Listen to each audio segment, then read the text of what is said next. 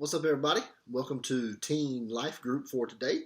We are going to continue our study in Proverbs chapter number 18 entitled, Don't Be a Fool. And the title of today's lesson from verse 16 is Generally Generous. Generally Generous. Okay, so let's jump right into this. Let's open in a word of prayer, and then we will jump into our verse for today. Let's pray. Dear Father, we thank you for today.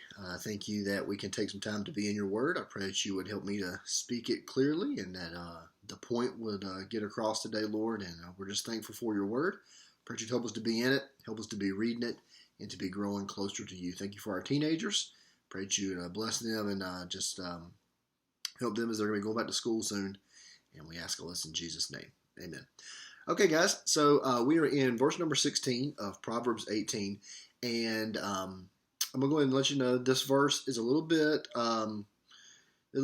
slightly controversial. There's a couple different ways to interpret this verse, and I've kind of landed where I land with it, and so this is definitely a lesson that some people would disagree with, and that is completely fine, but this is kind of the way I've taken it. And so let's look at the verse, and then you'll kind of see what I mean by that.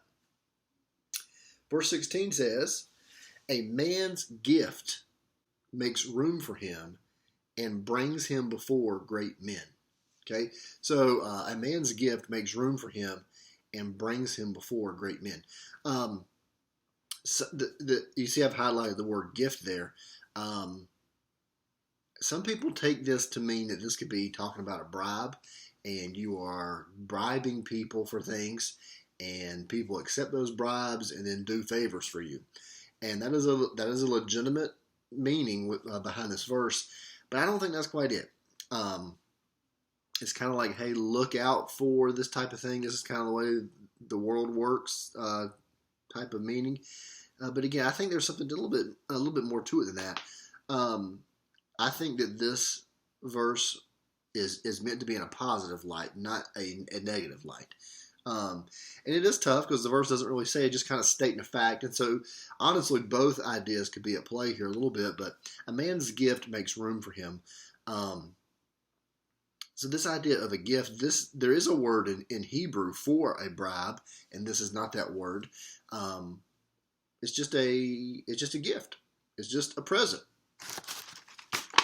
Just a present, who knows what's in the bag. Actually, there's nothing in this bag, sorry. But you know what I mean, right? It's just a present that people get. And who does not like to receive a present? Who does not like to receive a gift?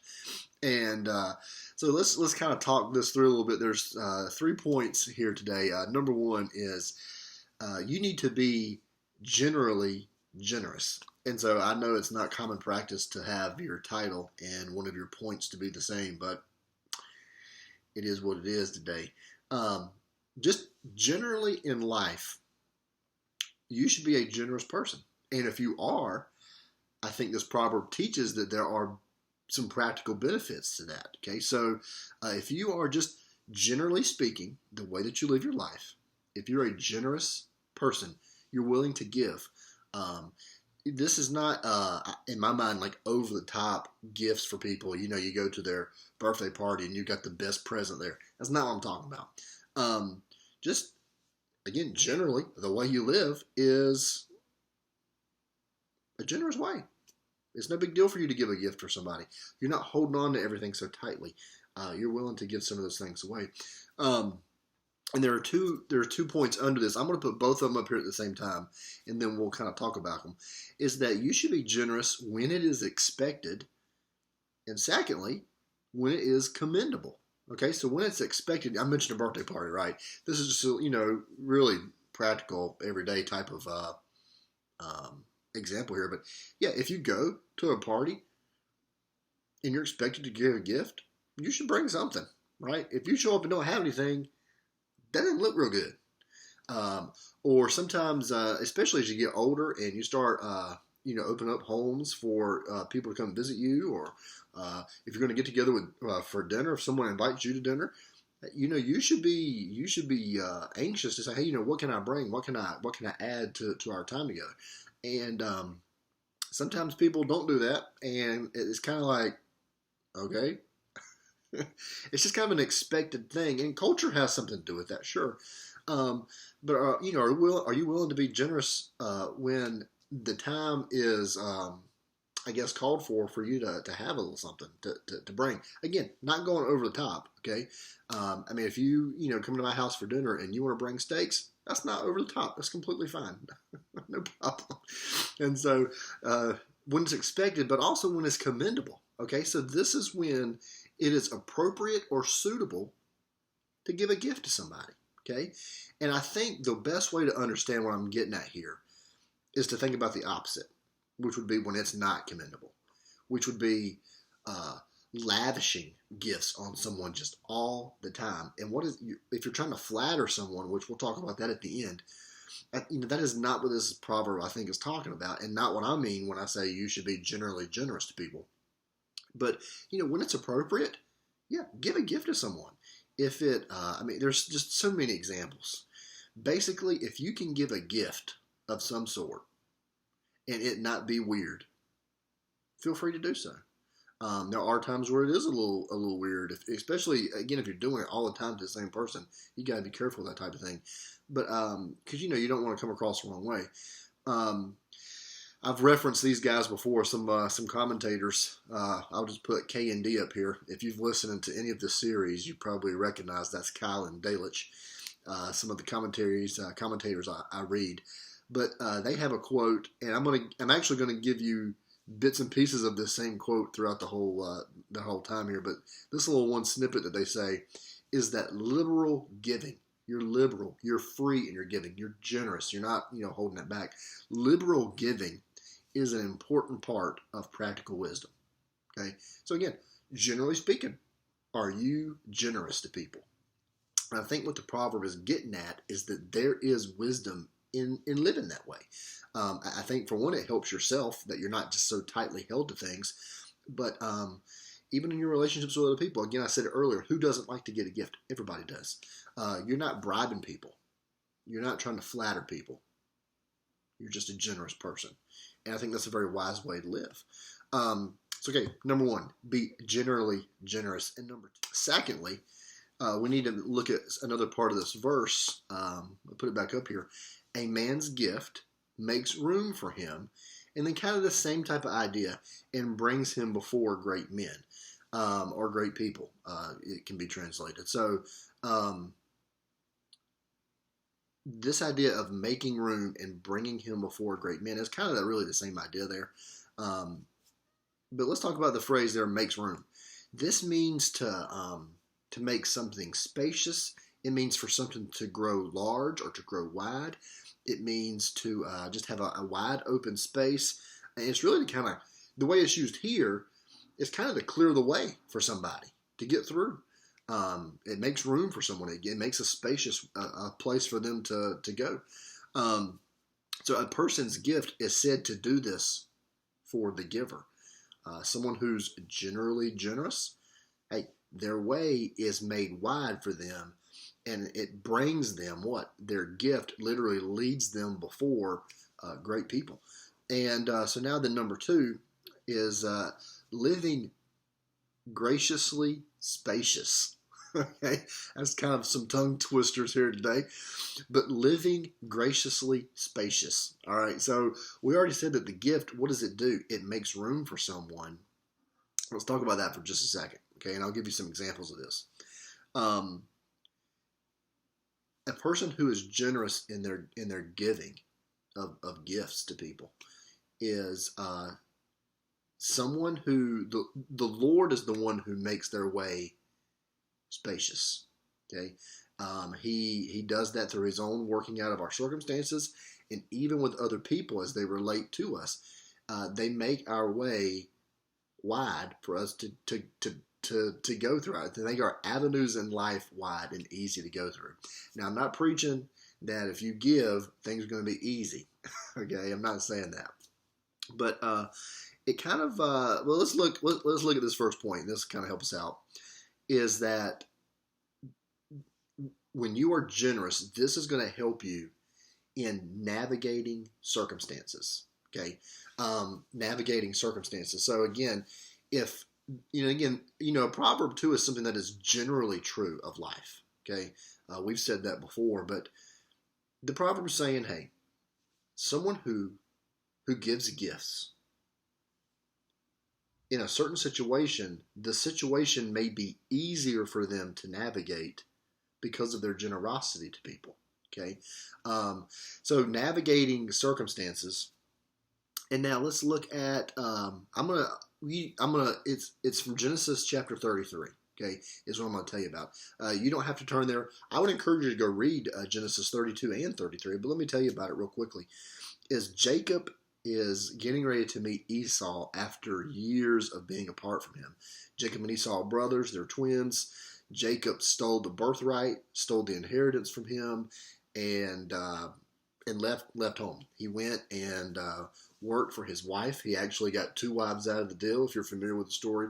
Anyway, he is coming back through town, if you will, and by this time Jacob is extremely wealthy. Jacob has a lot of cattle and sheep and just livestock, and he's got people who are his servants. I mean, he's coming back a wealthy person.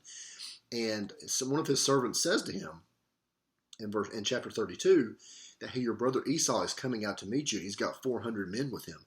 And Jacob gets gets very fearful. He's scared that Esau is coming to pay revenge on him. And so he splits his family up, and he is really worried about what to do.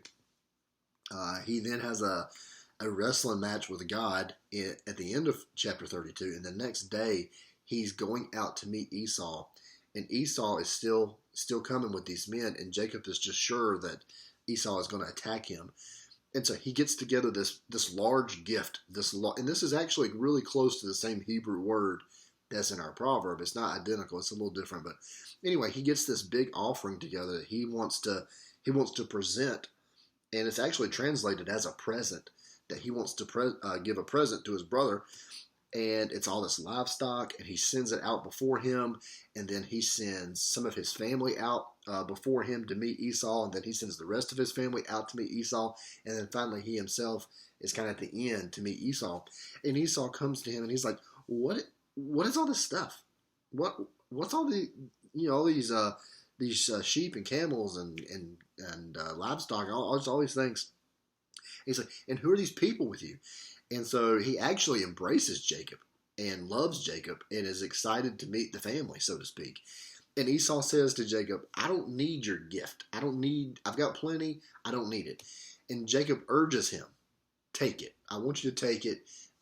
It's a present for you. Please accept it. And so the situation is easily resolved. There's no conflict. Esau accepts the gift, and they kind of go their merry way. But Jacob found himself in a little bit difficult of a circumstance. He didn't know how it was going to play out. And to be honest, we don't know exactly how it was going to play out.